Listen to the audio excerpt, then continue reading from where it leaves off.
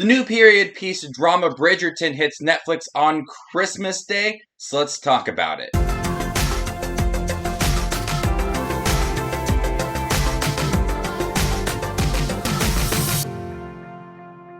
8 close-knit siblings in the powerful Bridgerton family try to find love. If you guys have had a chance to check out Bridgerton, make sure to let me know in the comment section down below and what you thought about this new period piece drama. The best thing I could say about Bridgerton is that it feels very different than a lot of period piece dramas that I've seen before. Movies or series, from Pride and Prejudice to this year's Emma, this feels vastly different from what I've seen before. This is based on the popular book series by Julia Quinn, Bridgerton. This is produced by Shonda Rhimes, who worked on shows such as Scandal and Grey's Anatomy.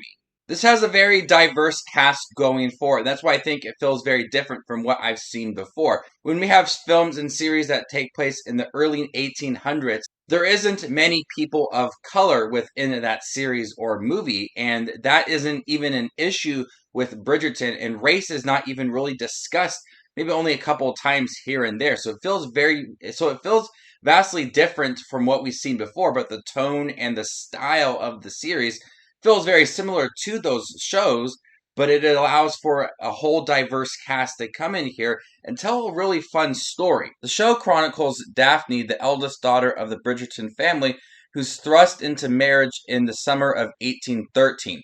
But she meets Simon, who has very different values than her and a different mindset on family and marriage. But together, both of them connect through that, and it spawns a pretty good relationship between both of them throughout the series. This focuses a lot on drama.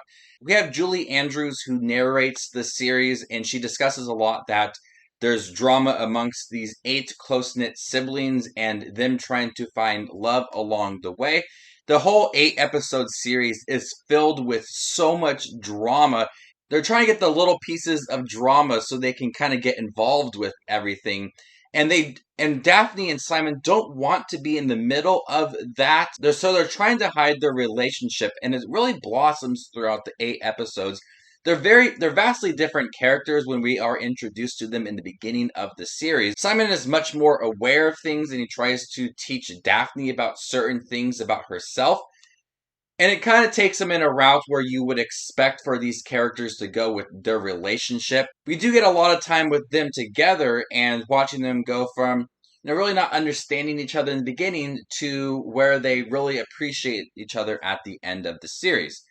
The series looks really good. It's directed beautifully. The set designs, the costume designs, it all looks fantastic. I love period piece dramas like this that really put a lot of effort into the makeup and the hair and the costumes. It all feels very believable for what 1800s England would look like. The series is not historically accurate at all. Since we're not focused on race, we're able to really get involved with the scandals and the drama within it.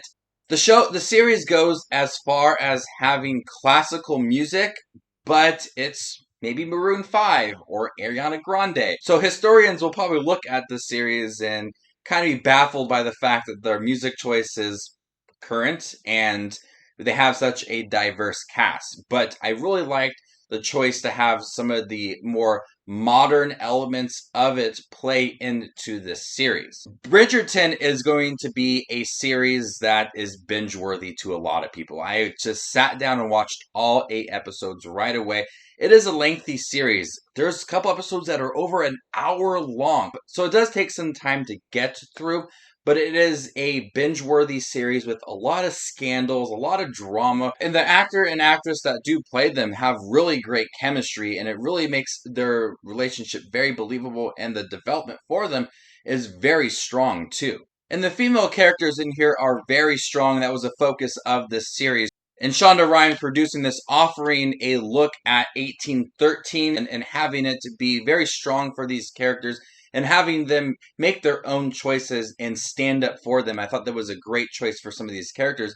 And it led to me really liking a lot of the female characters in here, especially Daphne, who really speaks her mind. She's not afraid to get involved between her brother and Simon and share her opinions and let men down who she doesn't want to marry. I really liked Bridgerton, and I know Shonda Rhimes has signed on for a Netflix deal, and this is the first And this is the first series of her big Netflix deal, and I'm excited to see what she does in the future with other series down the road or movies. So Christmas Day or anytime after that, make sure you do binge Bridgerton because it is a lot of fun. Feels very vastly different from series or movies that we got before in the past. This period piece drama. It's not as raunchy or funny as The Favourite or The Great from this year. Beware, there's a lot of sex and a lot of nudity in this series, but it's not as raunchy as those two previous titles I just did mention.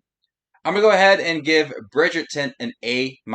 Thank you guys for taking my review for Bridgerton. Have you guys seen it by chance? Let me know in the comment section down below what you thought of the series, and stay tuned for more up-and-coming Netflix content.